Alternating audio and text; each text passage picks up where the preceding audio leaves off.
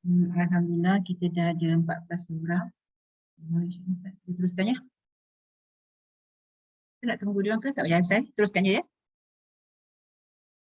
Teruskan je. Bismillahirrahmanirrahim. Alhamdulillahirabbil alamin. Wa ala asyrafil anbiya'i wal mursalin wa ala alihi wa sahbihi ajma'in. Allahumma salli ala Muhammad. Rabbi shrah li sadri wa yassir li amri. Rabbi zidna ilma.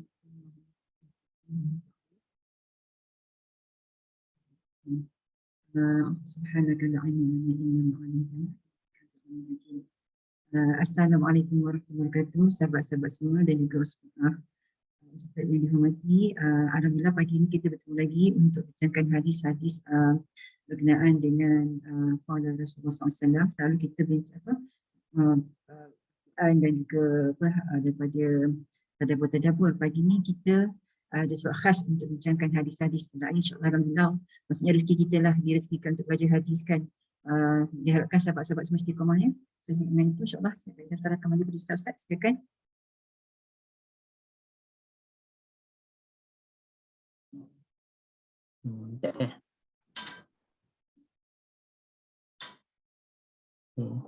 Assalamualaikum warahmatullahi wabarakatuh.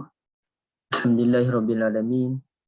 Wassalatu wassalamu ala nabiyil amin Muhammad ibn Abdullah wa ala alihi wa sahbihi wa man tabi'ahum bi ihsanin ila yaumiddin. Subhanaka la ilma lana illa ma 'allamtana innaka antal alimul hakim. La haula wala quwata illa billah. Amma ba'd. Kak Syida sebagai moderator, ibu-ibu yang dirahmati Allah, alhamdulillah kita syukur pada Allah Azza wa Jal. Masih lagi kita diberikan keinginan untuk menuntut ilmu, alhamdulillah. Dan sebenarnya saya pun berasa amat gembira dengan program-program yang dianjurkan oleh ibu-ibu ya, Jemaah Sanad Amalah khasnya. Dan sering saya mengikuti pengajian daripada Ustaz Zahiruddin, Ustaz Endang, kadang-kadang Ustaz Yusof pun ialah kadang-kadang kita bertemu juga, tapi kadang-kadang saya pun join, alhamdulillah. Cuma saya ikut di Facebook ya. Dan saya kira peningkatan ilmu dan kefahaman ibu-ibu insya-Allah lebih tinggi, dan dan sebahagian maklumat itu ibu-ibu lebih menguasai berbanding dengan saya sendiri ya, sebab ibu-ibu telah belajar macam-macam benda, macam-macam kelas. Kalau macam Kak Alina ni, bukan kelas ini saja, kelas lain pun join, kadang-kadang 2 kelas sekaligus. Jadi peningkatan ilmu tu insya-Allah luar biasa ya. Dan sampai satu masa saya pula yang kena belajar daripada ibu-ibu sekalian tentang beberapa perkara yang saya tidak menguasainya. Dan alhamdulillah saya pun sering mengikuti perbincangan ibu-ibu, khasnya yang banyak orang yang ibu-ibu sembang ialah kupasan daripada Ustaz Endang biasanya ya. Alhamdulillah. Semoga Allah memberkati ilmu kita insya-Allah. Okey, jadi hari ini kita bincang tentang Kitabul Ilmi bab Izatil Imamin Nisa'a wa Ta'limihinna. Dan minta maaf ya, tadi Kak Syida pun sempat sembang dengan Kak Liza dan dah dibincangkan pun dalam grup berkaitan dengan buku ya. Disebabkan saya menggunakan kitab Sahihul Bukhari, jadi kita nak cari dia punya terjemahan dia tu agak ya macam mana ya, agak mahal. Kalau nak cari dia punya terjemahan Fathul Bari pun ada. Terjemahan Fathul Bari yang dibuat oleh Pusaka Imam Syafi'i dari Indonesia, yang dianggap sebagai terjemahan yang terbaik. Pusaka Imam Syafi'i ya, bukan Pusaka Azam.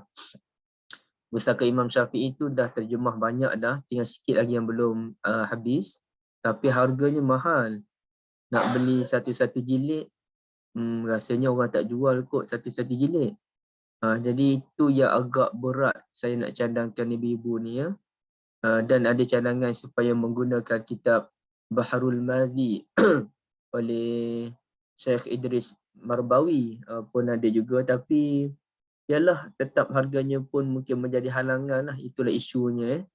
Jadi saya minta maaf, macam mana saya nak buat supaya Ibu ada buku ni pun nanti kita cuba fikir ya macam mana ya. Kod-kod kita boleh menggunakan karya Ustaz Zahruddin Zabidi. Dia ada satu karya yang dia tak bincang pun di sini. Mungkin boleh kita bincangkan nanti, tapi apa pun kita teruslah dulu ya. Baik. Jadi di sini bab izatil imamin nisaa wa ta'limihin. Minta maaf ya, agak selesema sikit. Bab imam memberikan peringatan kepada kaum wanita wa ta'limihinna dan mengajarkan mereka. Jadi mihinna, hinna ni wanita. Kalau lelaki wa ta'limihim, mim wa ta'limihim. Tapi kalau wanita wa ta'limihinna. Baik. Hadis ini dibawakan oleh guru Al-Imam Al-Bukhari. Apa namanya ya? Kak Anis. Kak Anis kerja. Siapa guru Imam Bukhari dalam hadis ini? Kak Liza lah, Kak Liza. Guru Kak Anis, kira Kak Anis. Guru Imam Bukhari Ustaz. Sulaiman. Alhamdulillah. Terima kasih Kak. Betul kan? Sahabat Nabi apa Saya namanya ingat. Kak? Terima kasih Ustaz. Nasib baik ingat kan. Sahabat Nabi apa namanya? Saya juga. Sahabat Nabi Yang buat hadis ni. Syuba'an Ayub. Tu bukan? Bukan. Oh, sahabat Nabi. Macam mana nak cam sahabat Nabi tu? Ibnu Abbas. Ibn Abbas. Okey. Siapa anak murid Ibn Abbas dalam hadis ini?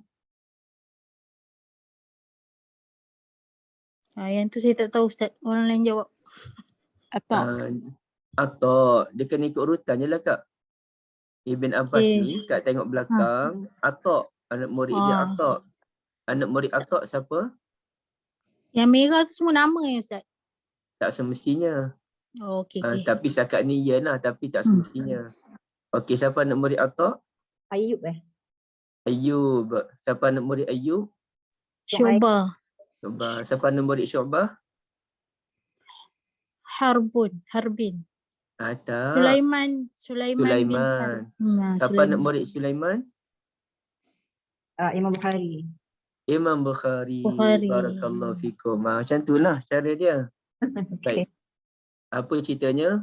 Kata Ibn Abbas radhiyallahu anhuma, qala ashhadu. Mula sini ashhadu ala nabiyyi sallallahu alaihi wasallam au qala Atha ashhadu ala ibn Abbas radhiyallahu anhuma anna Rasulullah sallallahu alaihi wasallam kharaja wa ma'ahu Bilalun radhiyallahu an fadhanna annahu lam yusmi' fawa'azahunna wa amarahunna bisadaqah.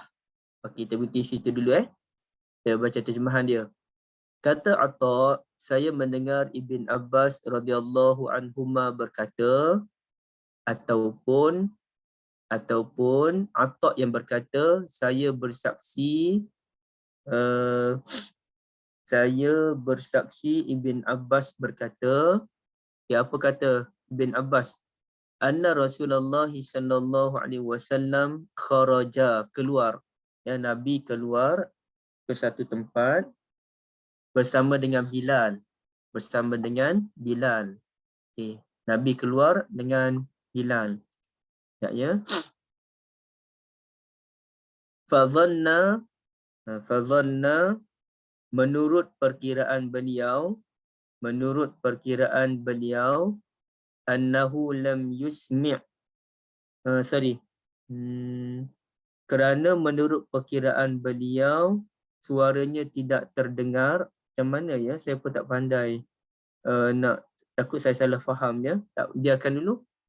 Yang mana Nabi SAW memberikan nasihat kepada kaum wanita dan menyuruh mereka untuk memberikan sedekah. Wa amarahunna bisadaqah. Nabi SAW memerintahkan mereka untuk mengeluarkan sedekah. Faja'alatil mar'atu tulqil qurta wal khatam. Lalu ada kaum wanita, ada seorang wanita itu dia meletakkan anting-anting. Al-qurta artinya anting-anting, wal khatam, khatamnya apa? Khatam cincin, ya, cincin.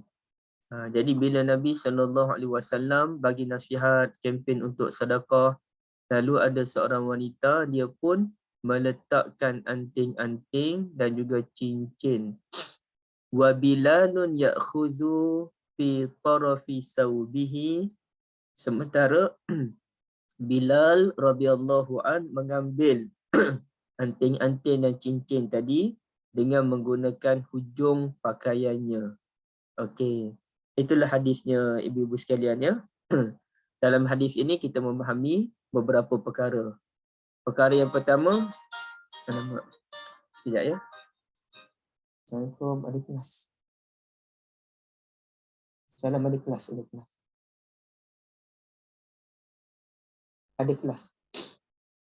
Okey, sorry maaf ada gangguan. Jadi, terima kasih banyak Kak Ana, ya.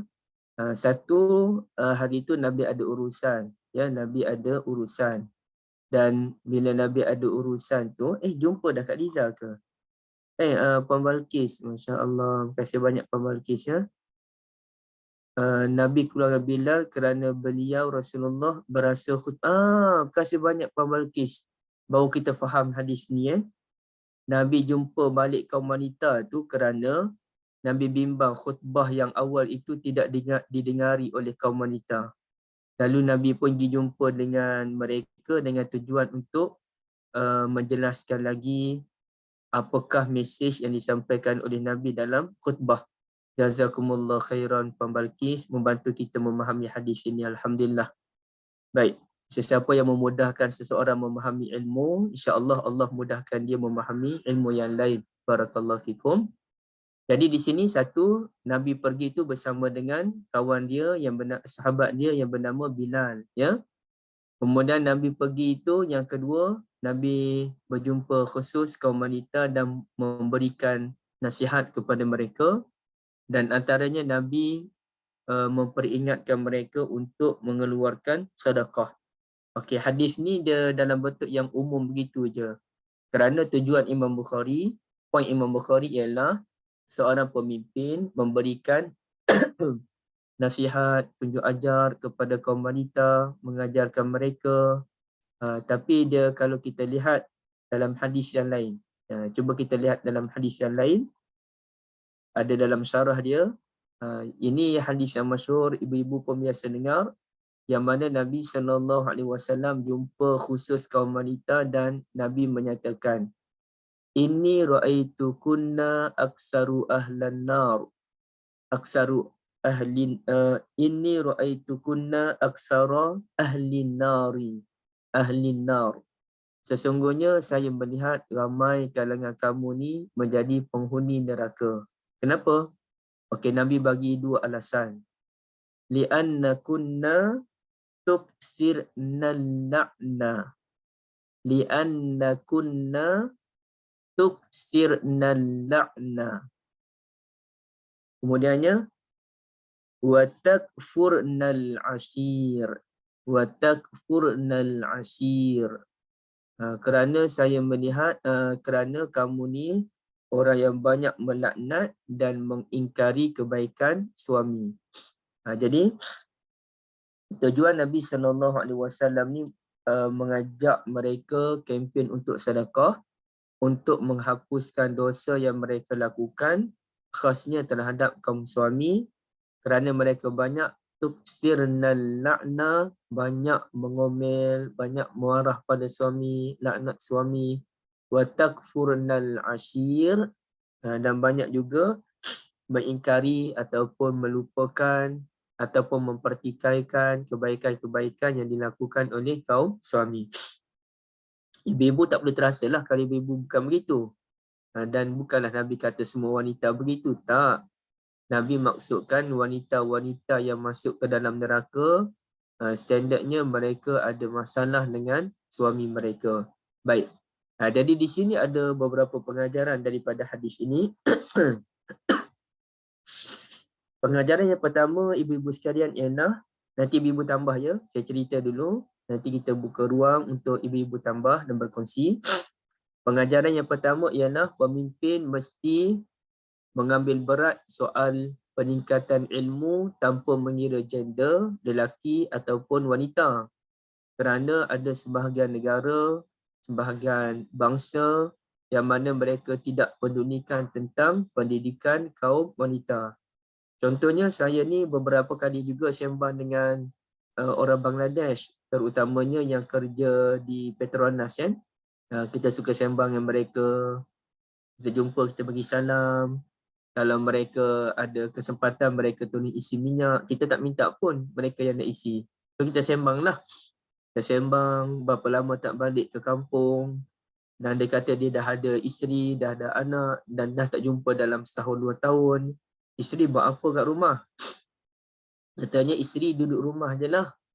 So di rumah mereka lah yang bekerja dan nanti mereka lah yang hantar duit kepada keluarga mereka. Jadi saya faham bahawa situasi di negara Bangladesh mungkin tidak sesuai untuk kaum wanita bekerja ataupun ruang bekerja untuk kaum wanita tu agak sempit. Tapi dalam masa yang sama kita pun faham bahawa memang ada beberapa negara, terutamanya negara-negara yang miskin ini, mereka memang tidak menyamaratakan pendidikan antara lelaki dengan wanita. Mereka hormat wanita sebab tu wanita ni duduk rumah aja, tak payah bekerja. Mereka yang bekerja. Itu hormat. Tapi kita nak pergi ke satu perbincangan tentang pendidikan. Jadi bagi mereka, pendidikan ini bukanlah penting pun untuk kaum wanita. Yang penting lelaki. Lelaki yang nak bekerja dan sebagainya.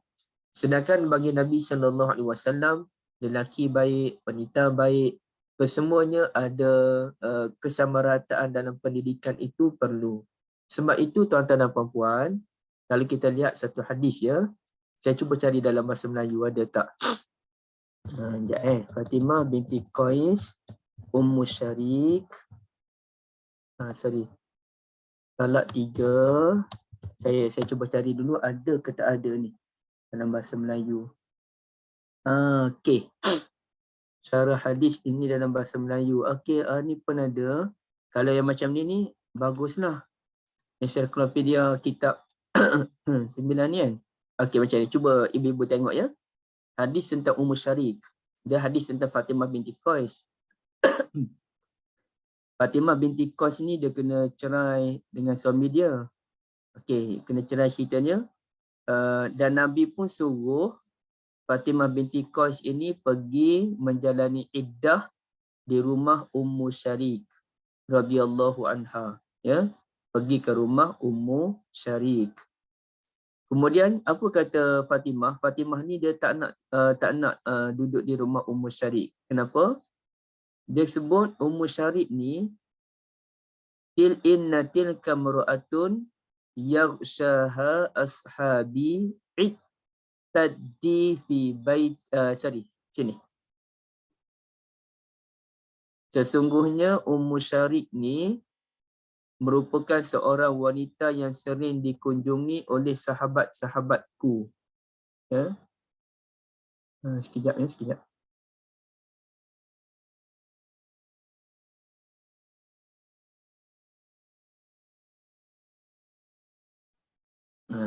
Jadi Ummu Syarik ni walaupun beliau seorang wanita tapi beliau menjadi tumpuan ketika itu.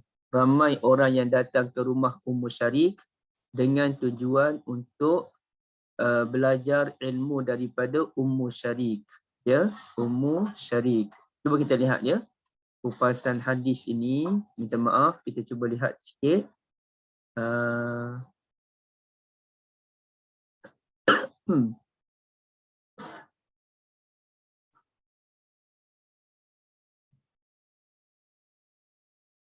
Okey, sekejap lambat sikit yang ini. Ad-Durarus Saniyah.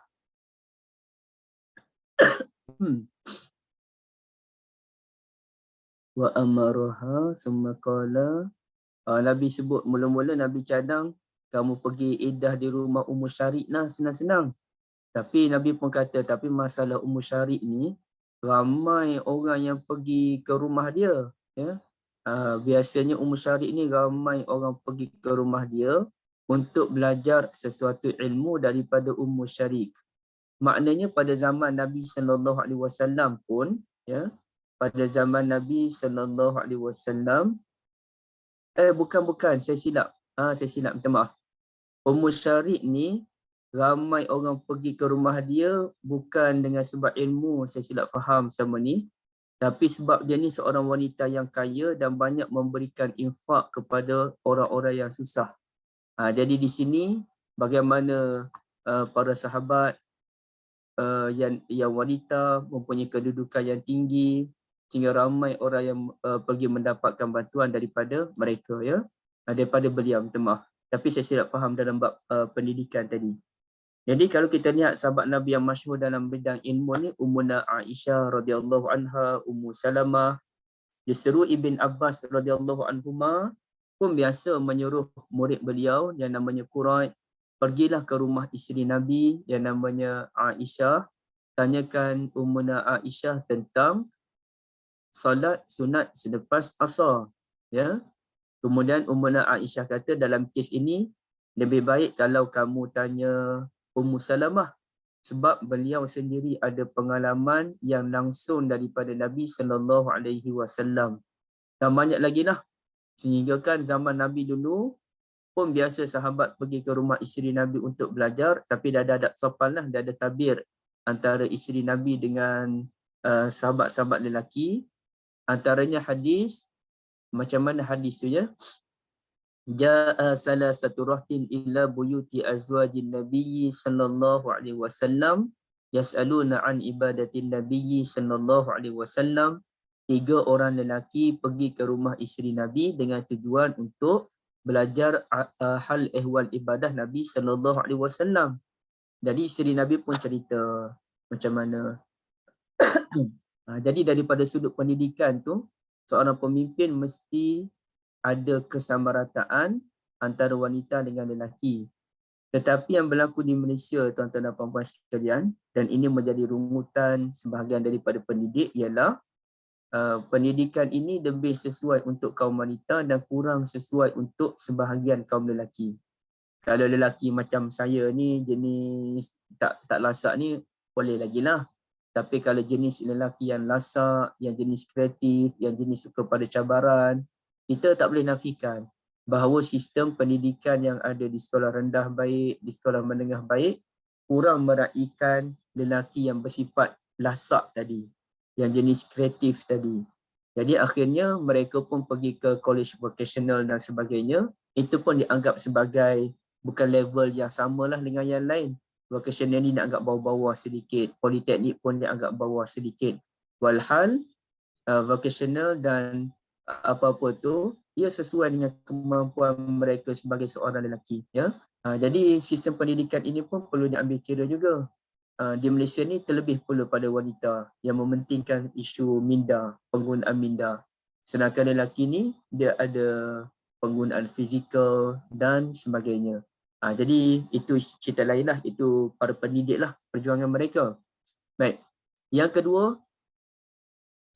pengalaman Nabi SAW ketika Al-Isra' wal Mi'raj mendapati ramai juga kaum wanita yang berada dalam neraka. Tapi ini, ibu-ibu, Nabi sembang dengan kaum wanita. Nabi pun bagi nasihat yang khas kepada kaum wanita. Dan dalam masa yang sama kita dapati dalam Al-Quran yang begitu banyak, dalam hadis yang begitu banyak, Nabi SAW memberikan peringatan kepada kaum lelaki. Jadi janganlah kita bila baca hadis ini, kita kata hadis ini ada isu emansipasi wanita, penganiayaan terhadap wanita. Kenapa wanita mesti ramai masuk dalam neraka? Bukan itu isunya. Isunya ialah kali ini Nabi nak bagi nasihat kepada kaum wanita. Jadi Nabi bagi nasihat yang sesuai lah dengan kaum wanita. Tapi ada hadis yang lain, Nabi pun bubuh kaum lelaki bukan main lagi. Dengan adab lah. Nabi ni kan manusia yang paling lembut. Nabi pun tegur kaum lelaki.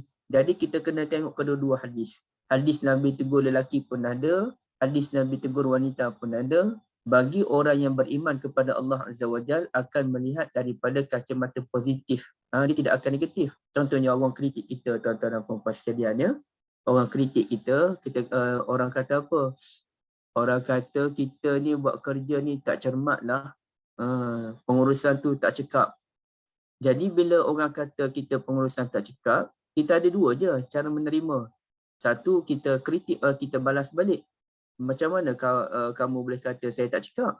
Saya buat sekian-sekian, saya buat sekian-sekian. Okey, itu kita defense diri kita. Boleh jadi kita betul, boleh jadi kita ni over pula nak mempertahankan diri. Tapi yang kedua ialah kita menerima. Betul, saya ucapkan terima kasih. Betul, saya memang tak cekap dalam bidang pengurusan. Saya masih belajar lagi. InsyaAllah saya akan pertingkatkan kualiti. Dan orang menegur pun dia senang hati. Tegurannya dia dengari dan pasti dia tidak akan ulang lagi. Dia akan puas hati, dia akan baik dengan kita. Jadi dalam bab ini, kalau kita orang yang positif, wanita yang positif pada zaman Nabi SAW, bila mereka mendengar Nabi sebut ramai kalangan kamu yang masuk ke dalam neraka kerana banyak melaknat suami, tidak menghargai kebaikan suami, maka kamu kena sedekah banyak-banyak. Ada tak mereka komen Nabi? Oh, suami buat jahat dengan kami, tak kira Rasulullah. Tak, mereka tak balas. Mereka terima dengan akur dan mereka mula memberikan sedekah dengan tujuan untuk menyelamatkan mereka daripada neraka. Itu cerita orang yang positif dan orang yang kuat amal ibadah. Tapi pada zaman sekarang, orang yang negatif, orang yang tidak kuat amal ibadah, mereka bukan saja tidak bersedekah, bahkan mereka mempertikaikan hadis ini dengan macam-macam hujah, dan kemudian mereka pula mengkritik suami sekian-sekian. Jadi tak selesai masalah. Nabi datang, Nabi nak menyelesaikan masalah sebagai solusi. Tapi mereka pula menolak solusi yang dicadangkan oleh Nabi SAW dengan hujah sekian. Bahkan sampai sanggup untuk menyakiti hati Nabi SAW. Walhal Nabi ni nak cerita benda fakta. Bila Nabi cerita benda fakta, Nabi tak sembunyi. Dan Nabi cadangkan cara nak menyelamatkan diri. Itu pun mereka tak nak terima. Jadi di peringkat kita terima. Ya, kita terima. Terima kasih Rasulullah kerana sudi mengajarkan kami dan menceritakan fakta ini walaupun perit untuk kami terima. Ya, yang perit itulah yang menjadi ubat. Jadi sahabat-sahabat lelaki apabila mendengar hadis ini, mereka pun sedar. Mereka ada ibu, mereka ada kakak, mereka ada adik perempuan, mereka ada isteri, mereka ada anak perempuan. Jadi semua ini mereka perlu jaga supaya selamat daripada neraka kelak. Jadi berlakulah kempen sebagaimana Nabi Ismail alaihi salatu wassalam, wa kana ya'muru ahlahu bis-salati waz-zakah wa kana 'inda rabbih mardiyya. Nabi Ismail sentiasa menyuruh keluarganya untuk salat dan juga keluarkan zakat, dan Nabi Ismail alaihi salatu wassalam memang diredai di sisi Tuhan dia. Jadi kita terima hadis ini. Perkara yang ketiga, hadis ini menunjukkan kepada kita, tuan-tuan dan puan-puan, ibu-ibu yang dirahmati Allah, bahawasanya sedekah merupakan antara cara yang terbaik untuk menyelamatkan kita daripada azab Allah. Sedekahlah antara cara terbaik. Saya tak kata satu-satunya antara. Dan memang terbukti, ya, terbukti. Saya kira sebahagian besar ibu-ibu pun tahu tentang Suratul Munafiqun pada ayat yang ke-10. Bagaimana Allah sebut, wa anfiqu mimma razaqnakum. Wa anfiqu mimma razaqnakum, dan belanjakanlah, sedekahlah sebahagian daripada rezeki yang kami berikan kepada kamu. Min qabli an ya'tiya ahadakumul maut, sebelum ajal sampai kepada kamu. Dan bila ajal dah sampai pada kamu tu, fayaqul, kamu akan berkata, Rabbi laula akhartani ila ajalin qarib. Tuhan, boleh ke bagi masa sikit je lagi, ya, sikit je lagi masa pada saya, pada aku, sikit je lagi. Kenapa? Fa as-saddaqa, sebab saya nak buat sedekah. Bagi sehari 2 hari je lagi saya nak sedekah, nak habiskan duit ni. Wa akum minas salihin, dan saya janji saya jadi orang baik. Dah nak mati tu baru teringat. Jadi di situ Allah Ta'ala pun tunjuk dalam 2 contoh. Secara umumnya saya nak jadi orang yang baik, tapi secara khususnya saya nak sedekah. Jadi ini menunjukkan sedekah merupakan cara yang terbaik untuk menyelamatkan kita daripada neraka. Dan itu pun dinyatakan dalam hadis Nabi sallallahu alaihi wasallam, as-sadaqatu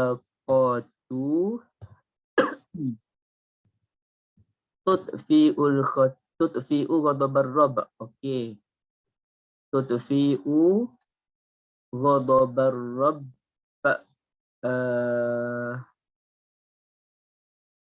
Tutfi'ul khati'ata. Okey, yang ni pun kita tengok yang ni juga.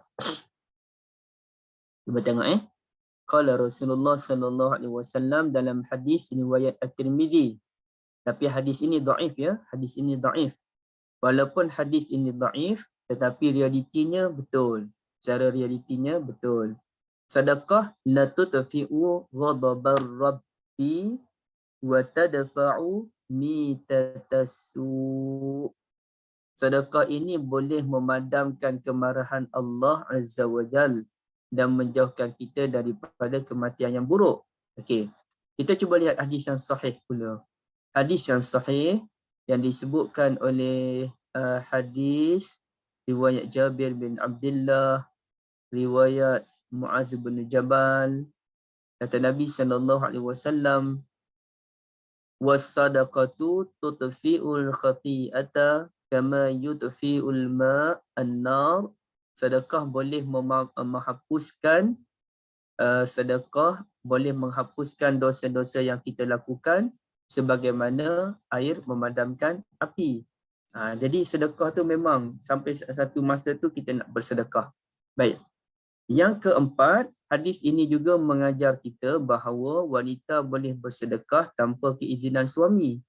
Sebahagian benda, ya, wanita kena dapatkan izin suami. Dalam masa yang sama, suami pun perlu memaklumkan kepada isteri dan berbincang. Bukannya suami ni boleh buat kuasa veto, tak, bukan begitu Islam. Tapi ada masa suami boleh buat kuasa veto, setujulah dalam keadaan-keadaan tertentu kan. Tapi contohnya ada keluarga nak datang rumah, keluarga suami nak datang rumah. Contohnya hari tu pakcik saya datang selama 3 hari. Jadi saya maklumkan pada isteri, saya maklumkan pakcik nak datang, tak tahulah berapa hari nak duduk, tak disebutkan, tapi mungkin 2-3 hari. Jadi okey ke? Dia berkata okey, kita sama-sama layan tamu kita dengan baik. Jadi alhamdulillah dalam tempoh 3 hari tu memang berhempah pulas lah.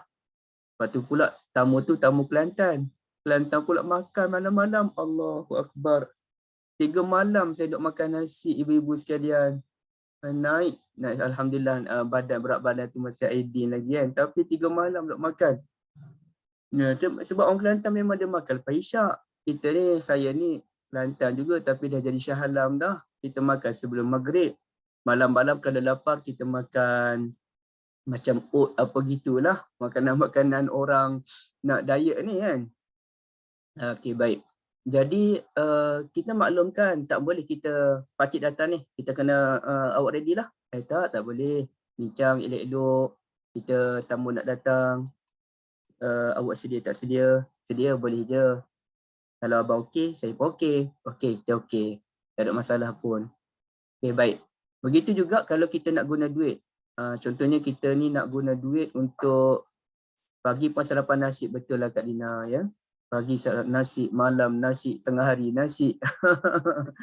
Baik, itulah. Jadi kalau saya nak guna duit yang banyak sebagai contoh, pun saya maklumkan cadannya nak guna duit untuk sekian-sekian yang agak banyak sedikit untuk urusan sekian-sekian. Sebab duit ni kita urus sama-sama.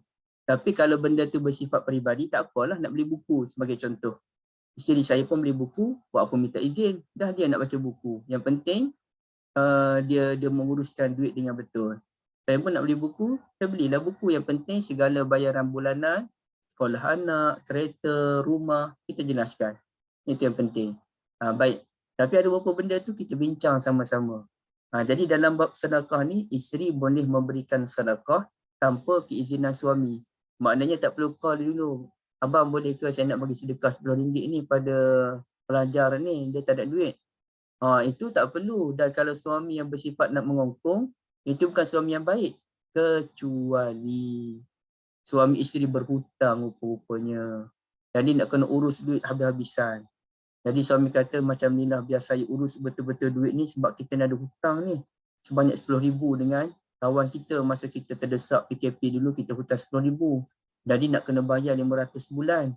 Dari situ mereka pun mula mengetatkan keluar masuk duit. Jadi kalau RM10 nak sedekah tu kena berkira dah sebab mereka bukan ada duit sangat. Jadi kecilkan dia punya sedekah tu jadi RM5 ke, jadi RM3 ke. Sebab hutang wajib dibayar. Hutang wajib dibayar, bukan kedekut ni. Tapi sebab nak lepas beban hutang tu yang berat itu. Tapi kalau ada duit lebih, kenapa tak sedekah RM10? RM10 je pun, bukan banyak.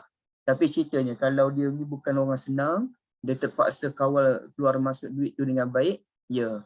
Yang tu tidak ada masalah. Suami menjadi orang yang menguruskan harta, sebagai contoh.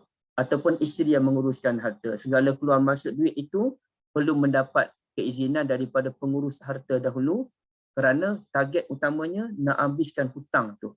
Itu dibolehkan kerana ada persetujuan, bukannya mengongkong. Sebaliknya kita ada urusan yang lebih besar lagi kan. Okay, itu 4 perkara yang boleh saya kongsikan. Okey, sekarang ni silakan Kak Syida, Kak Lina, Kak Ana, Kak Liza dan semua kakak-kakak, ibu-ibu untuk berkongsi apa yang ibu-ibu faham daripada hadis ini. Sebelum kita pindah ke hadis yang lain. Sebelum tu ya, saya sekejap ya. Saya minum tu Ustaz. Silakan sahabat-sahabat, dengan hadis yang berkaitan dengan Isra' Mi'raj Nabi tu memang kita sinonim lah ya. Kalau kita tak tahu benda ni, kita akan kenapa orang perempuan banyak masuk neraka ya. Kan jadi macam harta suami ni kan macam amanah jugalah kan Kak Syida. Kita kena jaga kan, kena uruskan dengan betul. macam mana lah. Sebabnya kalau tak kita pun kena tanya nanti dekat sana kan. Siapa yang kita belanjakan, kita beli barang. Benda tu kadang-kadang macam orang perempuan kan suka beli barang banyak-banyak, lepas tu tak pakai kan. Itu semua kena tanya tu. Kita benda yang kecil-kecil tu lah kita kena berhati-hati lah kan bila dalam menguruskan ni. Satu macam kita dengan suami pun kadang-kadang nak marah kan. Sabar je lah. Ujian kan? Ya, macam Ana lagi lah kan, sebab maksudnya menguruskan harta tu di sini kan. Jadi suami tu macam cari rezeki dan serahkan kepercayaan pada Ana 100% lah akhirnya kan. Berat tu amanah tu kan, banyak kena tanya kan. Sebab tu kena banyak lah berhati-hati, nak bercakap kena berhati-hati, semualah. Sebab suami dia ada di sisi kan. Benda tu itulah. Macam kan. Tahniah lah Ana, semoga Ana kuat lah kan. Tapi macam Ustaz cakap lah, kita nak marah suami ke apa, kadang tu memang ada perasaan marah tu, tapi bila ingat-ingat balik kan, sabar balik macam tu lah. Sabar tu macam mana sabar tu kan, nak tahu sabar tu apa dia punya penawar kesabaran anak tu lah kan. Ingat Ustaz pernah cakap kan, kita ni sebenarnya kalau buat apa-apa semua dapat pahala. Jadi kalau kadang-kadang Ana rasa macam penat ke, nak marah ke kan. Ana ingat satu je, setiap apa yang kita buat ni niat kerana Allah ada pahala. Jadi mungkin kita dapat top up lah. Kita punya solat ni pun kadang-kadang tak sempurna. Jadi macam amalan kita yang kecil-kecil ni, benda-benda yang kecil-kecil ni lah dia top up kita punya rongga-rongga yang banyak sangat ruang-ruang koyak-koyak sana sini tu. Jadi amalan yang kecil-kecil macam saya kata bersedekah, buat benda-benda yang baik lah, amalan-amalan sunnah tu, itulah menampung kita punya kekurangan lah. Kan kita sendiri faham lah kita punya kekurangan tu apa kan. Terima kasih Ana berkongsi pengalaman menguruskan harta tu kan, keamanah kan.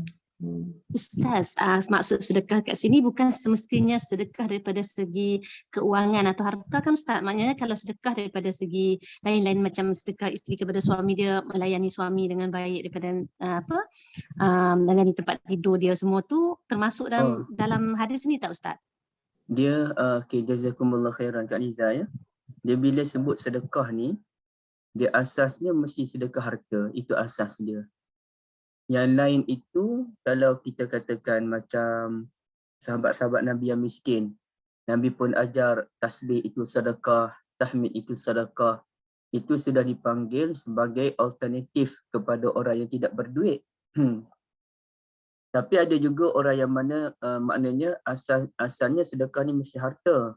Tapi orang yang dia tidak ada harta tapi dia ada kekuatan, maka dia sedekah kekuatan.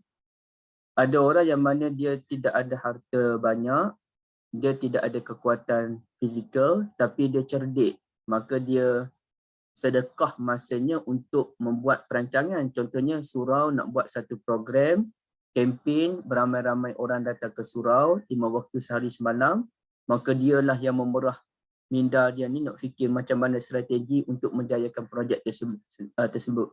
Jadi ia dipanggil sedekah masa. Tapi asasnya ialah sedekah harta. Itu yang utamanya. Ya, itu yang utama. Allah Alam. Jazakallah khair Ustaz. Wa'iyyakum. Jadi isteri buat baik pada suami, suami buat baik pada isteri. Itu bukan asas dia lah. Itu dipanggil amal kebaikan yang lain. Bukannya sedekah. Ustaz, Okay. macam dalam solat duha tu kan ada hadis mengatakan setiap sendi-sendi tu sedekah tu macam mana Pak Ustaz? Macam mana? Solat duha? Kan ada hadis berkaitan dengan setiap sendi kita tu ada hutang tu. Macam mana Setiap Ustaz? sendi tu ada hutang dia, ada hak dia, maka kita kena bayar hak dia dan cukuplah dengan solat sunat 2 rakaat pada waktu siang kan. Okey, itu memenuhi hak pemberian Allah Azza wa Jalla. Jadi saya tak tahu apa kaitan dengan sedekah tu Kak. Terima kasih Ustaz. Okey, sama. Kita teruskan kalau tak ada. Babul harsi alal hadis. Bab bersungguh-sungguh untuk belajar hadis. Saya begitu terkesan dengan apa yang disebutkan oleh Ustaz Zahiruddin dalam kelas yang bina dengan ibu-ibu tu. Beliau menyatakan kalau bukan kerana ulama hadis, porak-poranda dunia kita ni. Nasib baik ulama hadis dahulu begitu ketat dalam menjaga agama. So bila ketat jaga agama, sukar untuk anasir-anasir yang bukan-bukan masuk menceroboh agama kita. Dan Ustaz Endam pun ada kongsikan bagaimana dikongsikan pula oleh Cik Siti masa tu kan. Apabila matinya satu sunnah, akan hidup satu bid'ah. Jadi satu sunnah tak diamalkan, akan wujud, apabila muncul satu bid'ah, akan matilah satu sunnah. Dan memang itu yang berlaku pun. Bila kita fokus kepada satu amalan bid'ah, maka amalan sunnah akan terhapus. Ya, akan terhapus. Jadi kita kena hati-hatilah dalam isu ini kan. Baik. Jadi dalam bab ini maka kita kena bersungguh untuk belajar hadis Nabi SAW, yang mana ulama dahulu mereka menyatakan kalau kita ni nak menjadi sahabat Nabi, akrab dengan Nabi, maka caranya ialah kita belajar hadis-hadis Nabi SAW. Ini merupakan kata-kata Nabi. Orang Cina pun dah belajar juga kalam tokoh-tokoh mereka, sarjana mereka, Confucius dan sebagainya. Tapi mereka belajar begitulah sekadar nak ambil moral. Sedangkan hadis Nabi ni bukan sekadar meliputi moral, tapi meliputi pemerintahan, meliputi nilai kemasyarakatan, meliputi segala-galanya termasuk hukum hakam, ibadah dan lain-lain. Sedangkan kata-kata tokoh-tokoh mana-mana yang lain tidaklah bincang tentang ibadah kot, kalau ada pun sikit-sikit je. Tidak bincang soal masa depan akhirat, kalau ada pun terlalu sedikit. Sedangkan Nabi dia merangkumi 2 dimensi, dimensi dunia dengan dimensi akhirat nanti. Baik. Jadi hadis ini dibawakan oleh guru Al-Imam Al-Bukhari namanya Abdul Aziz bin Abdullah, yang mana ia bersumberkan sahabat Nabi yang namanya Abu Hurairah radhiyallahu anhu qala. Beliau pun bercerita, Qila ya Rasulullah. Pernah ada orang tanya Rasulullah, ya Rasulullah, man as'adun nas bi syafa'atika yaumal qiyamah? Wahai Rasulullah, siapalah orang yang paling beruntung mendapat syafaatmu pada hari kiamat nanti? Ya, wahai Rasulullah, siapa tu orang yang paling beruntung mendapat syafaatmu nanti di hari kiamat? Qala Rasulullah sallallahu alaihi wasallam, laqad zalantu ya Aba Hurairah alla yas'aluni an hadzal hadisi ahadun awwal minka lima ra'aitu min hirsika 'ala al-hadis as'adun nasi bi syafa'ati yaumal qiyamah man qala la ilaha illallah khalisan min qalbihi aw nafsihi. Baik. Kata Rasulullah sallallahu alaihi wasallam, laqad zalantu ya Aba Hurairah. Saya ni fikirlah Abu Hurairah, tak ada pun orang yang sebelum kamu bertanyakan soalan ini kepada saya. Jadi saya ulang balik, saya duk tengoklah Abu Hurairah, tak ada lagi orang tanya soalan ni pada saya. Kamulah orang yang pertamanya. Bukan apa saya tengok, kerana kamu ni jenis bersungguh nak belajar hadis. Tak Nabi puja Abu Hurairah. Abu Hurairah lah orang pertama tanya soalan tu. Kenapa? Kata Nabi, lima ra'aitu min harisika 'alal hadis. Sebab saya tengok kamu ni bersungguhlah dalam bab hadis. Terima kasih banyak Puan Balkis ya. Jumpa lagi. Jazakumullahu khairan. Orang yang paling bahagia mendapat syafaat saya di hari kiamat nanti ialah orang yang sebut la ilaha illallah dengan penuh keikhlasan dalam dirinya. Itulah orang yang paling bahagia. Okey, baik.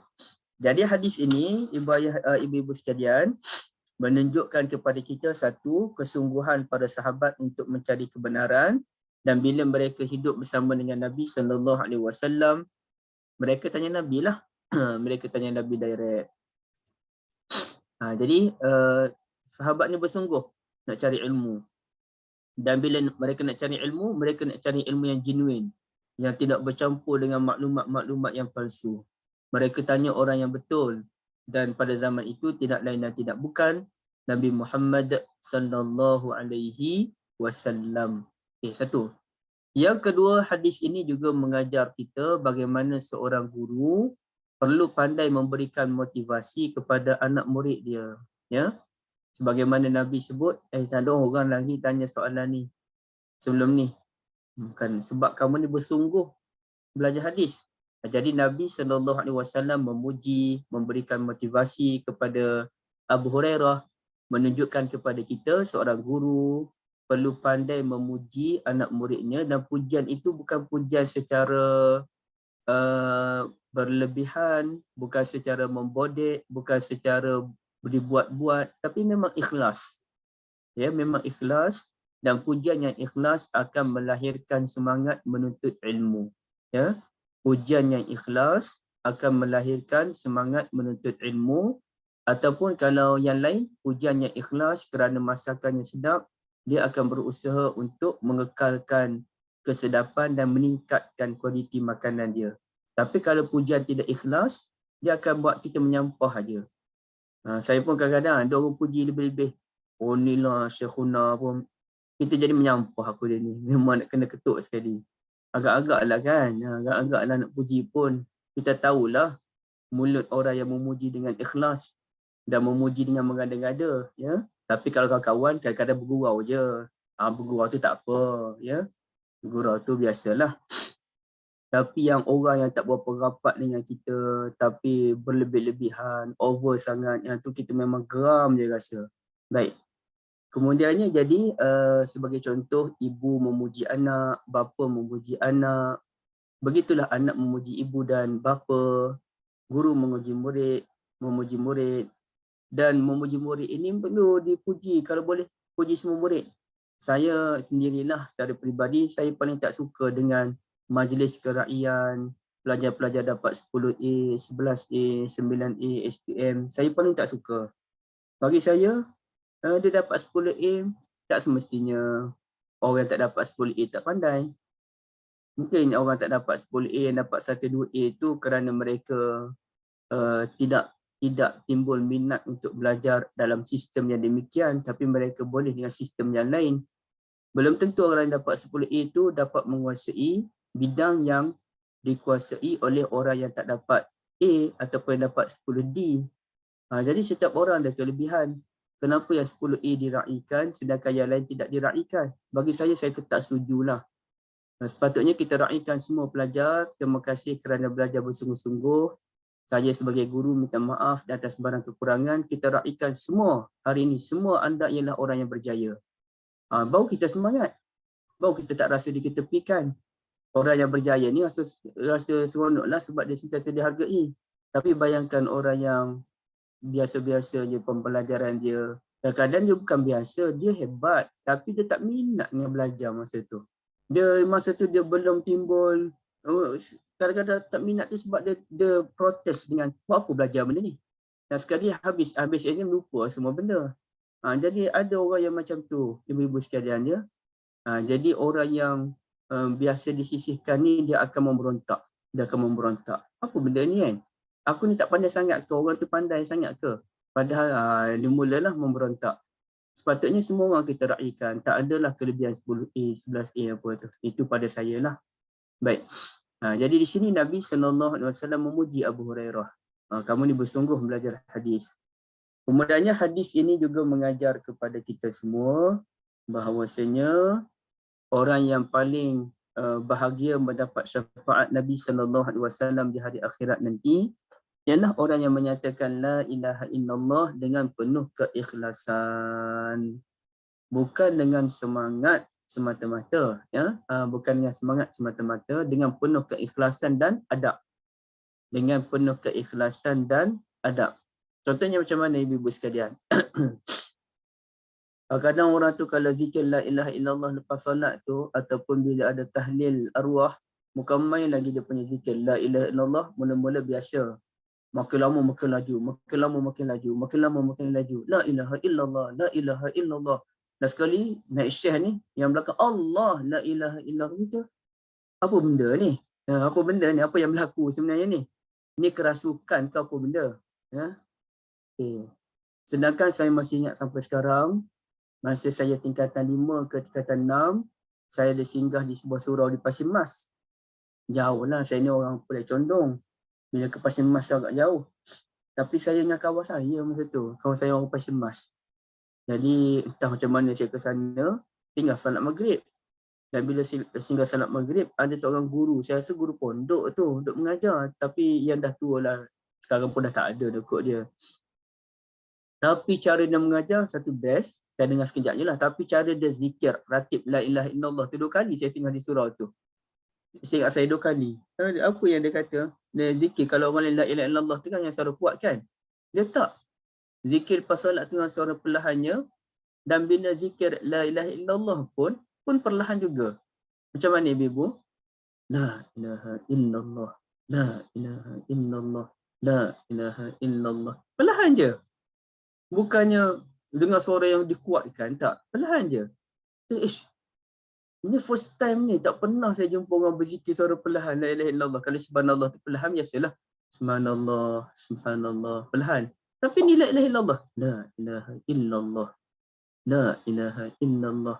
Masya Allah. Seronok. Kita ni lebih kepada apa dia? Kita lebih kepada semangat. Kita lebih pada semangat. Yang Nabi sebut, khalisan min qalbi ikhlas. Ya, ikhlas. Jadi apa salahnya kalau subhanallah kita baca macam ni kan?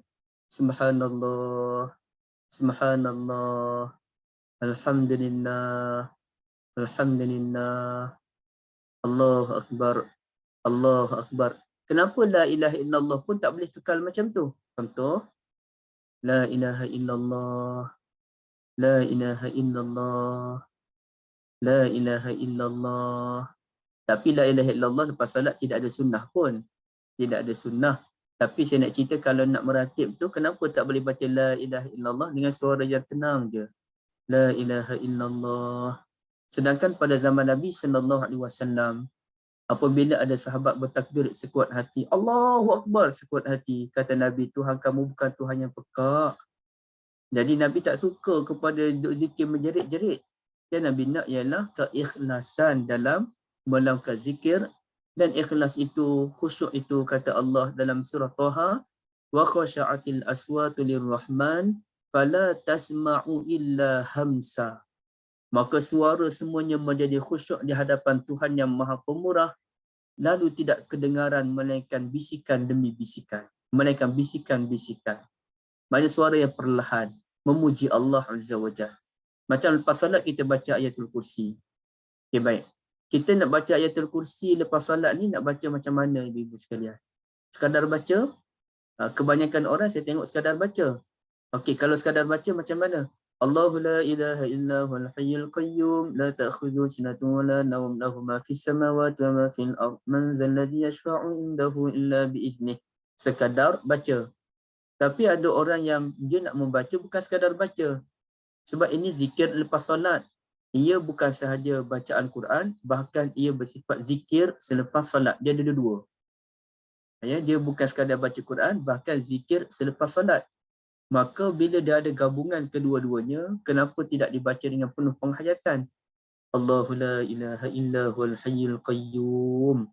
Allah, tiada Tuhan yang layak disembah melainkan Dia, Maha berdiri sendiri, Maha hidup, Maha berdiri sendiri. La ta'khudhuhu sinatun wa la naum. Dia tak mengantuk, dia tak tidur. Lahu ma fis samawati wa ma fil ard. Jadi baca dengan penuh penghayatan dan pujian kepada Allah, kan itu lebih memberikan kemanisan dalam beribadah, ya, lebih manis dalam beribadah. Jadi dalam bab ini bacalah la ilaha illallah dengan penuh keikhlasan, bukan dengan suara yang dikuat-kuatkan, bukan dengan semangat, tapi keikhlasan. Justru seterusnya bila kita faham ikhlas, ya, kita faham ikhlas, ikhlas tidak lari daripada sunnah. Jadi kalau ada orang meninggal, kan, saya ada terbaca, si ibu ni banyak kali mengajar kalimat tauhid kepada anaknya sebelum anaknya mati, dan dia puas hatilah sebab anaknya banyak kali mengucap. Okay, baik. Tidak ada masalah ibu-ibu. Dia puas hati tu, insya-Allah anaknya selamat. Tapi menurut sunnah, apabila orang tu sakit, kita ajar sekali pun cukuplah. Di saat nazak, di saat dia sakit biasa tu, tak nazak lagi tak apa. Tapi bila dah nazak sekali je, la ilaha illallah. Dia pun sebut la ilaha illallah. Selesai. Jangan paksa lagi. Ya, jangan dipaksa lagi. Sekali je. Sebagaimana ada seorang ulama, apabila anak murid dia suruh lagi dia baca, dia kata, kan aku dah baca tadi. Tu saat nazak tu, tapi ulama dah geram dah. Ini ilmu, ini sunnah. Kenapa nak paksa baca banyak kali? Nabi sebut sekali je, cukuplah. Jangan dipaksa. Dan kalau dalam televisyen, dan televisyen bukannya sumber dalam agama, kalau drama-drama tu la ilaha illallah Muhammadur Rasulullah, itu tak diajar dalam sunnah. Kadang-kadang asyhadu an la ilaha illallah wa asyhadu anna Muhammadar Rasulullah. Siapa ajar kalimat tasyahud ketika mati? Yang diajar ialah kalimat tauhid la ilaha illallah, bukannya asyhadu an la ilaha illallah. Dan tidak ada Muhammadur Rasulullah. Sebagaimana azan. Azan hanya penutupnya la ilaha illallah. Kenapa kita hanya menutup kehidupan kita dengan la ilaha illallah? Kerana kita hidup hanya bertuhankan Allah. Kita tidak mahu menjadi seperti orang Kristian yang bertuhankan Isa, Nabi Isa alaihi salam, dan kita tidak mahu menjadi Yahudi yang bertuhankan Uzair. Kita nak bertuhankan Allah sahaja, tanpa menafikan peranan Nabi sallallahu alaihi wasallam sebagai pembawa risalah. Tapi hujung tu Allah je. La ilaha illallah. Baik.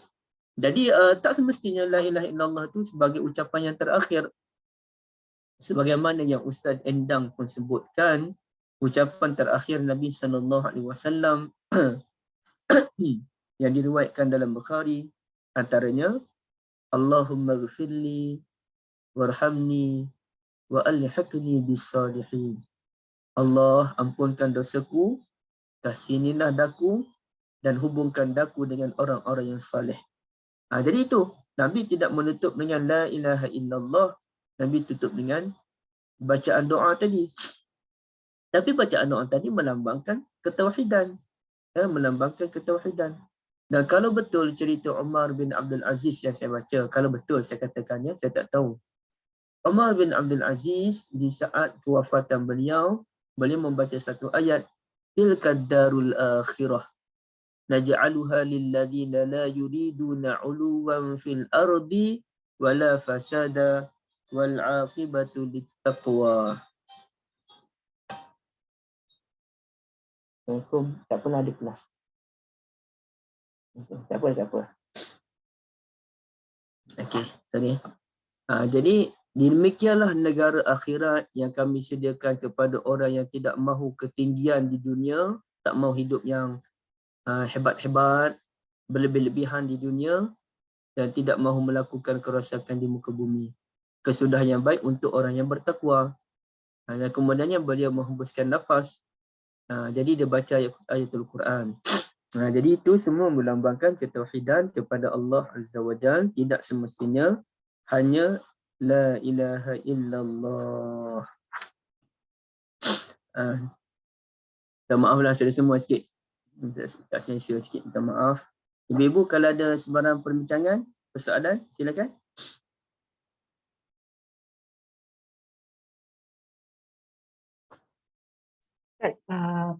Nak cerita pengalaman dengan tahlil tu kan, la ilaha illallah tu kan. Kami pernah diajar oleh seorang guru lah. Dia bila kita nak sebut la ilaha illallah tu kan, kita dengan tangan kita sekali. Bila kita gerak tangan tu, kita tunduk dan la tu masuk dalam hati. Tunduk la tu sampai la ilaha illallah tu macam gerakan badan, Ustaz. So kalau kami tak amalkan tu macam benda tu tak, sebab dia macam ijazah juga lah kan. Tapi tak tahulah sekarang ni bila dah fikir-fikir semula tu, macam sebab kalau kita nak menghayati tu khusyuk kita tu kan, kalau macam tu kita, kalau itu amalan itu kononnya mendatangkan khusyukan pada kita punya lafaz lah kan. Tapi sebenarnya bertenang-tenang tu lebih orang kata lebih mendatangkan khusyuk lah Ustaz. Sebab kadang pernah buat lah macam tu, tapi rasa macam rasa macam dada kita tu macam dia masukkan betul-betul, kena pasakkan betul-betul la ilaha illallah, kalimah Allah tu dalam dada kita tu Ustaz. Pernah melalui benda di saat-saat macam itulah kan. Okey. Dia ada orang yang mengajar kita gerak kepala. Contohnya guru saya pun sebut begitu, tapi ini bukan guru dalam bidang hadis lah. Bila kita nak sebut la ilaha illallah tu, kita anyung kepala tu ke sebelah sini, sebelah kiri, bahagian hati. La ilaha illallah, la ilaha illallah, macam tu. Nak bagi hati tu sedar. Tapi dalam kita tengok apakah ibadah yang paling tinggi yang Allah berikan kepada kita? Salat kan? Dalam salat itu ada bacaan yang terbaik, iaitu bacaan Al-Quran, ada bacaan suratul Fatihah, adanya doa, adanya zikir dan sebagainya. Tapi dalam salat tu adakah kita menggerak-gerakkan badan? Bismillahirrahmanirrahim sambil gerak kepala atau ke depan ke belakang? Tak ada kan, semuanya tenang je tanpa pergerakan. Maka zikir tanpa pergerakan, tenang, sebenarnya itu lebih memberikan kebaikan bagi saya dan menepati ayatul Quran, ala bizikrillah tatmainnul qulub. Bukankah dengan mengingati Allah tenanglah jantungmu, tenanglah jantung-jantung. Jadi di sini kalau kita dapat berzikir dalam keadaan badan tidak bergerak, tenang, itu lebih lazat bagi saya lah. Itu lagi lazat. Wallahu a'lam. Kalau suara kuat ni dia berlebihan dia. Nampak khusyuk tapi tidak khusyuk. Lah kan. Yelah, mungkin kita dah belajar, mungkin kan nak kata kita ni macam ada ilmu sangat, tapi kita boleh, bila sekarang kita boleh bezakan lah, sebab bila dah belajar, kekhusyukan tu kena bertenang-tenang, bukan melompat sana melompat sini tu. Ya. Lagi Ustaz, la ilaha illallah tu ada tak hadis yang sahih ke apa ke diamalkan satu kali pagi dan satu kali petang? Yang tu saya tak tahulah. Ada tak ada tu wallah alam Kak, saya tak tahu. Cuba ibu-ibu kita tukarkan bacaan la ilaha illallah ke dalam bahasa Melayu. Tiada Tuhan selain Allah. Baik. Jadi cuba kita ratibkan tiada Tuhan selain Allah dengan suara yang kuat. Tiada Tuhan selain Allah, tiada Tuhan selain Allah. Jadi cantik ke? Atau dibaca dengan laju. La ilaha illallah, la ilaha illallah tu kan? Tiada Tuhan selain Allah, tiada Tuhan selain Allah, tiada Tuhan selain Allah. Jadi best ke macam tu? Kadang-kadang kalau kita- Ustaz, kalau Ya, zikir laju sangat pun kadang sebutan tu salah. sebutan salah. Betul Kak Ana. Kak Ya? Ana, Sebutan ini pun pengalaman Kak Ana lah dulu kan masa sebelum Kak Ana. Yelah, kita kekurangan ilmu kan Ustaz. Kan Ya. kita ada orang kata satu hari kena zikir 1000 kali, 5000 kali lah selawat. Dulu Kak Ana pernah lah buat sekali macam tu kan. Lepas tu bila Kak Ana perasan, macam lain je sebutan tu. Bila kita nak kejar yang dia kata 1000 kali tu kan. Kita Betul. Allah Masallah Muhammad Allah. Lama-lama kan sebutan tu jadi salah. Lepas tu Kak Ana rasa macam salah lah, tak betul lah benda ni kan. Jadi sekarang ni bila Kak Ana macam dah pergi kelas, lepas tu dengar ustaz-ustaz nasihat kan. Lepas tu Kak Ana dah start dah. Zikir tak apalah, kita pelan-pelan slow, tak payah kejar nak 1000 ke 5000. Yang penting sebutan tu betul. Kalau sebut subhanallah tu, sebut subhanallah, alhamdulillah. Kalau selawat tu sebut sebiji-sebiji. Kadang-kadang tak dapat pun 500,000 tapi kita rasa puas sebab kita sebut tu betul. Betul. Daripada kita kejar kan. Kadang-kadang macam Kak Ana kan kawan-kawan selalu up status.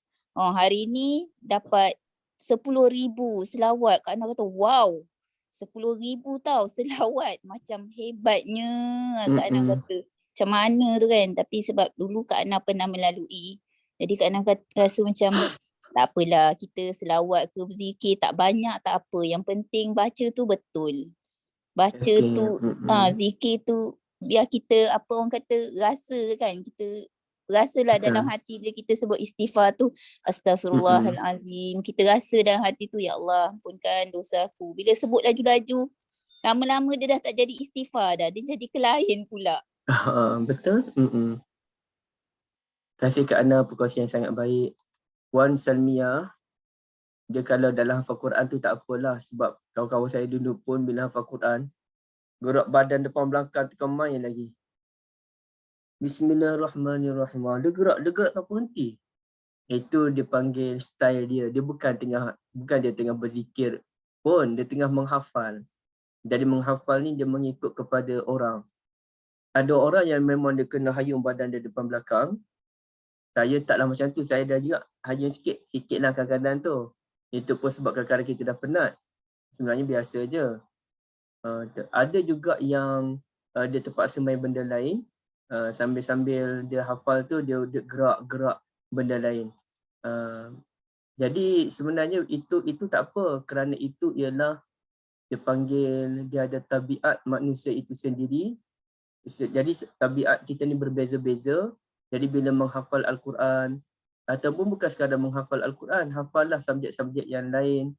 Dia kena gerakkan badan dia kena main benda lain, dan sambil-sambil basuh pinggan ke, tak apa benda tu, itu tidak ada masalah. Tapi bila ibadah khususiyah, dia lain pula ceritanya. Wallahualam. Tapi kalau tengah berzikir badan kita bergerak tanpa disedari, tak apa. Subhanallah, subhanallah, subhanallah. Tak apa kalau bergerak tanpa disedari. Tapi kalau kita boleh langsung tak bergerak, tenang, subhanallah, itu lagi baik lah. Itu lagi baik. Wallahualam. Dan macam kita belajarkan, hadis sunnah Nabi SAW selepas salat istighfar 3 kali. Lalu ditanyakan kepada Al-Auza'i bagaimana istighfar itu. Auza'i kata astaghfirullah, astaghfirullah. Baik. Jadi sebenarnya tidak ada pun dalam hadis bacaannya macam mana. Astaghfirullah saja ke, astaghfirullahalladzi la ilaha illa wal hayyul qayyum wa atubu ilaih ke, astaghfirullah wa atubu ilaih ke, tidak ada dalam hadis. Cuma Auza'i yang cadang astaghfirullah, astaghfirullah. Baik. Maka ada orang yang dia amal astaghfirullah saja tapi dia baca dengan laju. Sunnah sudut baca tu okey dah. Contohnya begini. Ini bukan nak mengata sesiapa ya, ibu ya, tak. Kita nak bagi faham je. Assalamualaikum warahmatullahi. Assalamualaikum warahmatullahi. Astaghfirullah, astaghfirullah, astaghfirullah. Allahumma antas salam. Dia serik. Astaghfirullah, astaghfirullah, astaghfirullah. Jadi saya pun lama termenung. Okey, biasanya orang baca astaghfirullah saja ni orang yang nak amal sunnah lah biasanya. Walaupun pada saya tak semestinya. Bukan hanya astaghfirullah, yang lain pun boleh diterima. Baik. Tapi dalam keadaan kita mengamalkan sunnah, kenapa hanya mengambil sunnah daripada sudut lafaz tapi bukan cara melafazkannya? Tak bolehkah kita baca tu dengan tenang? Assalamualaikum warahmatullahi. Assalamualaikum warahmatullahi. Astaghfirullah. Astaghfirullah. Satu-satu. Mana menyesal sungguh? Yang awal tu, astaghfirullah. Ya Allah, aku minta ampunlah terhadap dosa yang mungkin akan buat esok, lusa, sampailah bila-bila. Tenang. Astaghfirullah. Ya Allah, aku minta ampun dosa terhadap aku minta ampun terhadap dosa-dosa yang pernah aku lakukan sebelum ini. Yang ketiga, astaghfirullah. Aku minta ampun terhadap dosa yang sedang aku komit sekarang ni. Jadi maknanya tak boleh ke kita sebut satu-satu dengan tenang. Sebab saya cuba test. Satunya lazat. Lazat ya Allah, manis ibu-ibu. Bila kita istighfar satu-satu macam tu kan.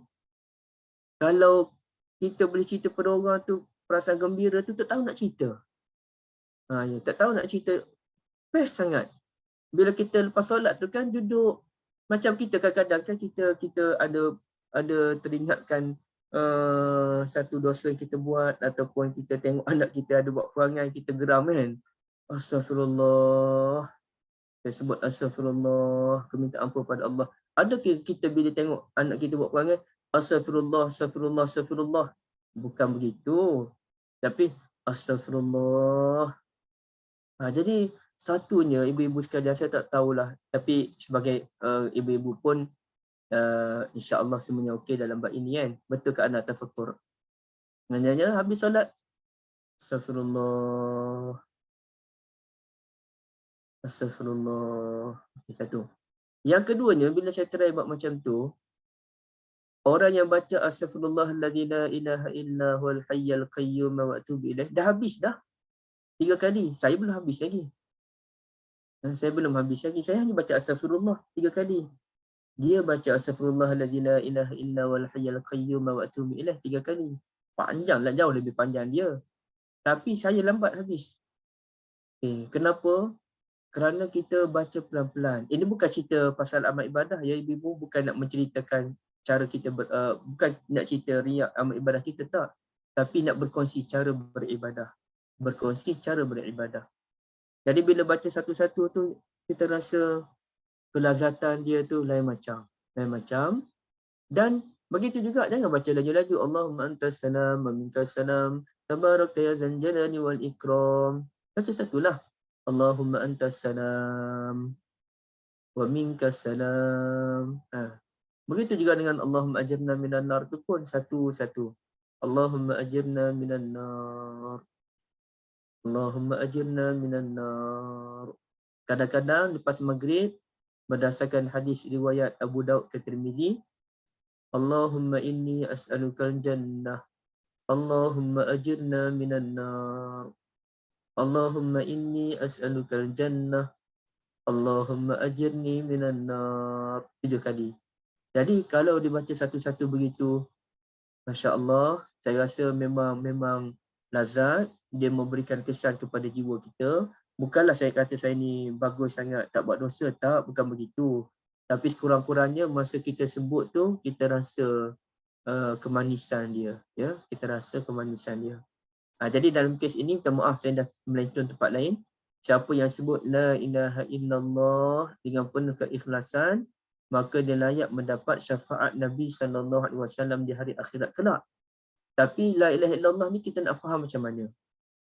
Adakah kita hanya nak faham dia sebagai mushtarak al-lafzi, lafaz semata-mata, ataupun mushtarak al-maknawi, yakni kehidupan itu sendiri? Jadi kalau kita faham ia hanya lafaz, kita pun la ilaha illallah, la ilaha illallah, itu saja. Tapi kalau difahami dalam bentuk maknawi, maka jadilah seperti Sayyid Qutub rahmatullahi alaih yang mana beliau bila nak meninggal dunia tu, nak jatuhkan hukuman gantung, orang ajar dia, ya Syed Qutb, qul la ilaha illallah, sebutlah la ilaha illallah, ya. Apa kata Syed Qutb? Saya hidup, berjuang dan mati kerana kalimat tauhid la ilaha illallah. Kamu pula yang nak mengajar saya kalimat tauhid. Dia pula kata orang tu, seluruh hidup dan mati saya ni saya serahkan kepada kalimat tauhid la ilaha illallah. Macam mana tiba-tiba kamu datang nak ajar saya kalimat tauhid? Jadi itu dipanggil mustarak al-ma'nawi. Maknanya dia memang serahkan kehidupannya kepada kalimah la ilaha illallah. Jadi kalau ada orang meninggal tak sebut la ilaha illallah, seperti contoh Kemalangan, mana sempat dah mengucap. Atuk saya pun meninggal Kemalangan, mana sempat mengucap. Jadi adakah mereka dia tak dapat syafaat daripada Nabi SAW? Dia bukan mati dalam keadaan husnul khatimah? Tak. Dia kena tengok seluruh aspek kehidupan dia tu sendiri, macam mana kehidupan dia.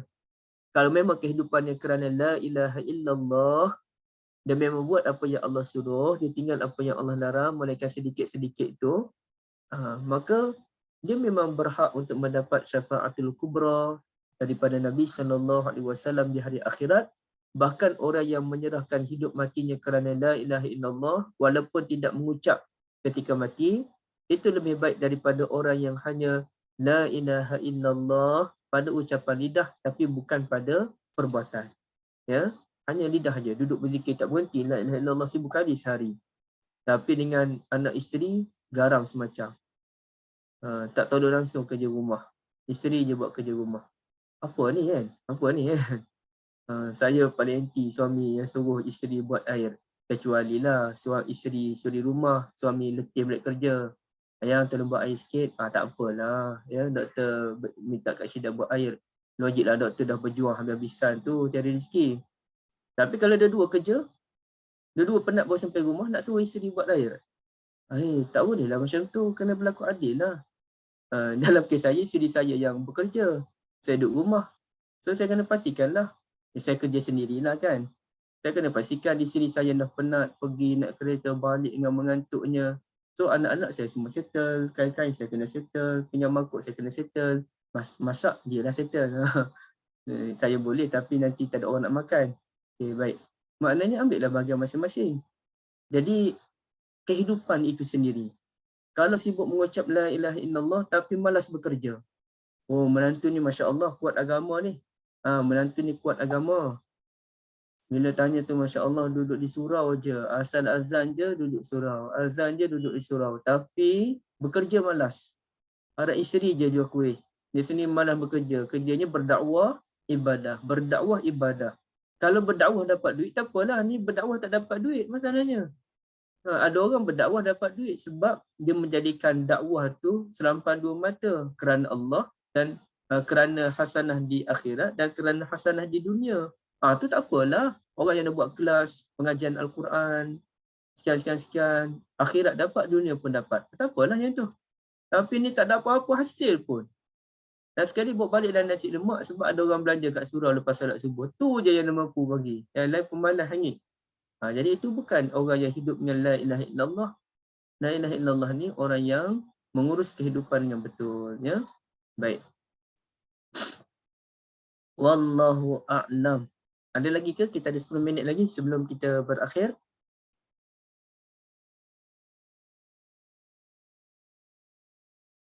Nak masuk yang baru pun Kak takut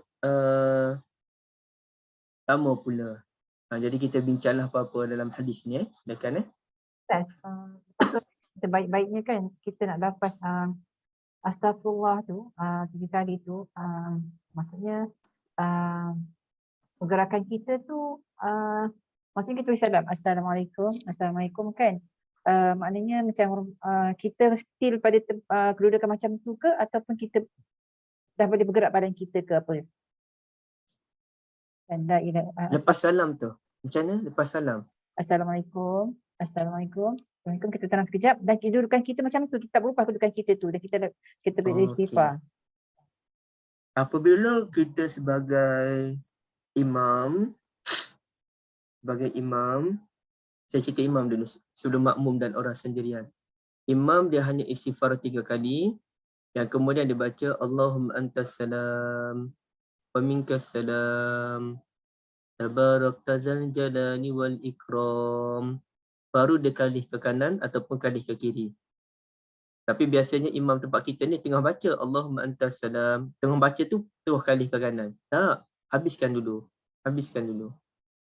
Dan bukannya bacaan Allahumma antas salam wa minkas salam wa ilaika ya'uduhu salam fahyina rabbana bisalam wa adkhilna jannata daras salam tabarakta rabbana wa ta'ala ya zal jalali wal ikram. Tidak ada dalam hadis sahih, hadis dhaif dan hadis maudhu' pun rasanya tak ada. Jadi kenapa nak diamalkan yang tu? Tapi sebagian kita dah amal yang tu sambil-sambil baca kalih ke kanan. Itu silap. Yang betulnya habiskan dulu. Allahumma antas salam wa minkas salam tabarakta ya zal jalali wal ikram, baru kalih ke kanan untuk sambung dengan zikir yang lain. Adapun makmum ataupun orang salat sendirian, kekal je lah menghadap kiblat, itu yang terbaik. Tapi kalau dah penat, ada orang tua-tua dah tak larat dah, habis solat tu dah sakit sangat dalam badan, nak menyandar je kerjanya. Ada 2-3 orang pakcik-pakcik kat surau tempat saya ni kan, habis solat je terus bangun. Nak menyandar, sakit badan dah.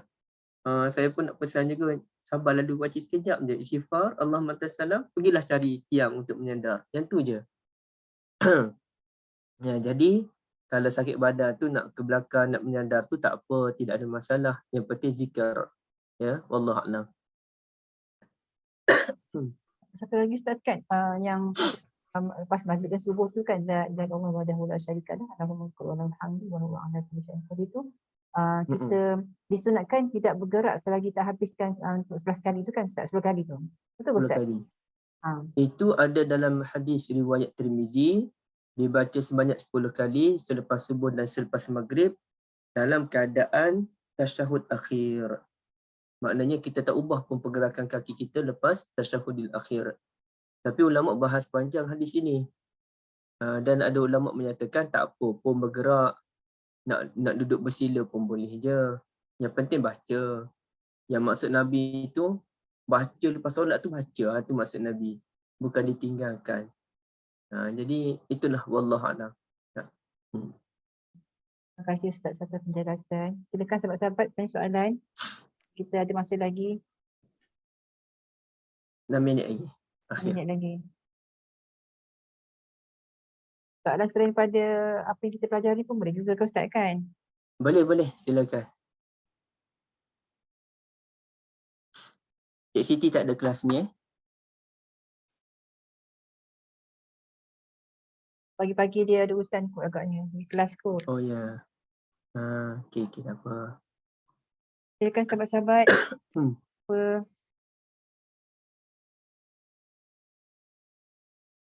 Kalau tak ada sebab penutup lah Kak Syida. Silakan Ustaz. Okey, ibu-ibu sekalian ya. Bila kita bincang tentang, hari ini kita bincang tentang nasihat Nabi kepada kaum wanita kan. Kemudian kita bincang tentang kesungguhan sahabat Nabi dalam menuntut hadis. Maka kita pun kenalah rajin untuk menuntut hadis Nabi sallallahu alaihi wasallam. Mana dah tadi? Okey. Kesungguhan. Jadi al-harsu 'alal hadis, sungguh untuk menuntut hadis Nabi sallallahu alaihi wasallam. Hadis ini Allah Ta'ala pun sebut wa anzalna ilaika zikra litubayyina linnas. Kami turunkan Al-Quran untukmu Muhammad dengan tujuan untuk menjelaskan, menerangkan kepada manusia. Jadi tugas Nabi ni menjelaskan isi kandungan Al-Quran kepada kita semua. Jadi kalau itu pentingnya hadis Nabi sallallahu alaihi wasallam. Dan hadis Nabi ni jangan difaham hanya dalam bab amal ibadah khususiyah semata-mata. Bahkan hadis itu sendiri merupakan kehidupan. Hadis itu sendiri merupakan satu kehidupan yang mana kalau kita dapat memahami hadis betul-betul, insya-Allah kita dapat menjalani kehidupan dengan baik. Wallahualam. Kak, saya tak selesai hidur lah Kak. Saya keluar dulu boleh Terima kasih Ustaz. Jazakallah khairan katsiran Ustaz ya atas penyampaian hari ini. Tak banyak minum air Ustaz ya, minum air lemon ke apa ke. Okey, kena rehat tu agak. Baik. Dengan dakwah dengan apa? Gembara Anbiya semua tu kan, dengan nota-nota semua tu. Insya-Allah tak apa Ustaz, kita pergi rehat lepas ni. Terima kasih Ustaz. Okey, Assalamualaikum. Assalamualaikum. Terima kasih Ustaz. Assalamualaikum. Terima kasih Ustaz. Tak hardworking sangat. Itulah tak sihat dia tu sebenarnya tu. Kan. Jazakumullah khairan katsiran sahabat-sahabat semua. InsyaAllah kita jumpa lagi besok pagi dengan sesi tadabbur surah Al-Mu'minun dan juga sesi bedah buku bersama Ustaz Zahiruddin ya. Pagi ni Cik Siti tak ada. Ustaz pun tanya Cik Siti tak ada. Kan Izzah kan? Ya. Bila masa Ustaz tengok FB, Ustaz Endang. Mana ada kat FB? Ustaz Endang, Ustaz dalam grup kot. Tak, yang lain Ustaz ada dalam FB kadang-kadang tu. Kan? Hairan On sungguh. je, on dua-dua. Ustaz Endang tadi dia maklumkan dia tak benarkan kita Terima kasih banyak pada sahabat-sahabat. Saya keluar dulu. sponsori daripada mana ni? Rawang. Rawang. InsyaAllah jumpa lagi. InsyaAllah. Terima kasih sahabat-sahabat semua. So apa kesimpulan tadi Kak yang pasal buku tu? Oh, buku Ustaz tu kata Kak. mahal. Kak Syida actually Kak Syida ada jumpa. Kak Syida tanya Kak Syida punya supplier tu kan. Kak Syida sebenarnya memang berusaha dengan satu supplier ni. So kalau siapa-siapa nak beli, bolehlah beli dengan harga Kak Syida lah kan. Yang Kak Syida tunjuk dalam grup tu Sahih Bukhari Saya bahari tapi itu dia bukan dari Ustaz Imam Syafi'i. Nanti Kak ada share. Dia tanya Kak Dikul Zadi. So sama lah seperti dengan macam yang Ustaz ajar tu. Dia ada kan hadasana hadis sekian tu panjang. Siapa yang rawat itu semua kan. Bahasa Arab tapi dia punya kupasan pada Malay. Jadi dia memudahkan kita tapi kan dia banyak jilid lah kan. Jadi tu Kak tanya dekat dia harga berapa. So dia kata kalau satu jilid tu harga pun 200 lebih. Mahal lah. Tapi kalau nak beli mungkin kita kena ambil yang bab yang kita tengah belajar dengan Ustaz kan bab ilmu ya. Bab ilmu mungkin. Itulah kalau Ustaz dah tetapkan kita habiskan bab ilmu dulu ke kan. Kita berilmi tu. Kita ambil ilmu dulu kan. Fokus yang tu dulu sikit-sikit lah. Lepas tu next pula buku ke kan. Buku lain, kitab lain pula macam tu. Saya rasa benda ni macam excited lah sebab dia bagi macam mana Ustaz. Dia sebiji-sebiji lah dalam tu. Dia nanti kalau share dekat grup. Kalau sahabat-sahabat nak beli boleh bagi Kak Syida atau tanya berapa harga. Seronok lah boleh cari online juga. Macam Puan Bakis share tadi, Kak Liza pun bagi input macam mana kan nak cari hadis tu. Senang je sebenarnya kalau nak cari online lah. Kalau siapa-siapa yang rasa nak simpan buku ni, sebab kita dah belajar ni kan, kita dah belajar catat dekat situ je kan kalau kat Syida lah kan. Ataupun kalau siapa-siapa dah tahu hadis tu untuk masalah kita tak tahu hadis yang mana Ustaz akan ajar esok paginya. Sebab Ustaz tak maklumkan kita awal kan. Betul. Buat malam tu saya dah rasa everybody akan print kan. Print kalau dapat sempat print pun cukup Kak Syida sebenarnya boleh. Kita conteng nota. Boleh tulis-tulis kat tepi-tepi tu. Nak tulis tu kita mesti nak ada catatan tu, dah conteng-conteng tu kan. Tengok 2-3 minggu pun macam dah tak ingat apa benda. Masalah kita tak apa yang kita belajar. Macam hadis tu kita tak boleh nak ingat hadis pun apa dah hadis kita dah belajar. Tambah masa yang Ifah baca tu kan, lagi tak sempat nak catat kan, laju kan Ifah baca. Lepas tu bila Ustaz baca sekarang ni kita boleh catat sendirilah kan. Tapi buku ni, buku Sahih Bukhari ni memang baguslah sebab dia details kan. Memang sebiji lah macam Ustaz cakap hadasana Abu macam dalam tu lah, macam dalam website tu lah kan. Nanti Kak dah share dekat grup lah kalau siapa-siapa nak beli, tapi nanti Kak dah tanya harga dia macam mana kalau dapat berbincang dengan supplier tu dulu macam mana kan. Kak Syida rasa Kak dah nak bagi lah. Fathul Bari tu ke Kak Syida? Yang Ustaz tadi tu Ustaz tunjuk dekat share screen tadi tu Fathul Bari. Yang nanti Kak dah share kat grup kat grup. So tak apa, terus dulu dengan dan surah Al-Asr. Subhanakallahumma.